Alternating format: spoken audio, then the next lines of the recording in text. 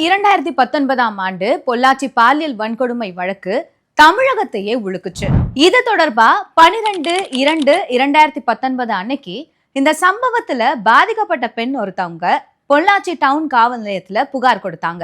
2 நாட்கள் கழிச்சு 14ஆம் தேதி சபரிராஜன், வசந்தகுமார், சதீஷ் ஆகிய 3 பேரை காவல்துறையினர் கைது செஞ்சாங்க. மார்ச் 5ஆம் தேதி இந்த வழக்குல தலைமறைவாக இருந்த முக்கிய குற்றவாளியா கருதப்பட்ட திருநாவுக்கரசு கைது செய்யப்பட்டார்.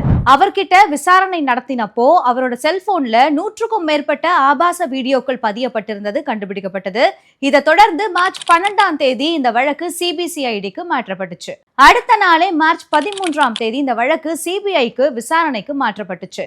மே 24ஆம் தேதி பாதிக்கப்பட்ட பெண்களிடம் இருந்து வாக்குமூலம் பெறப்பட்டு சபரிராஜன், சதீஷ்குமார், வசந்தராஜன், திருநாவுக்கரசு, மணிவண்ணன் ஆகியோர் மீது குற்றப்பத்திரிகை தாக்கல் செய்யப்பட்டுச்சு. 2021 ஜனவரி 6ஆம் தேதி இந்த வழக்கு தொடர்பான தேடப்பட்டு வந்த அருளானந்தம், ஹெரன் பால், பாபு ஆகியோரை சிபிஐ கைது செஞ்சாங்க.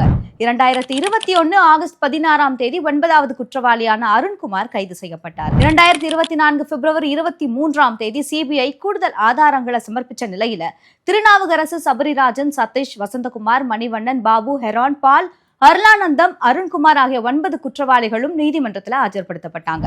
2024 ஏப்ரல் 5ஆம் தேதி குற்றம் சாட்டப்பட்ட 9 பேருக்கிட்டையும் கேள்வி கேட்கறதுக்காக கோவை மகளிர் நீதிமன்றத்தில் ஆஜர்படுத்தப்பட்டாங்க.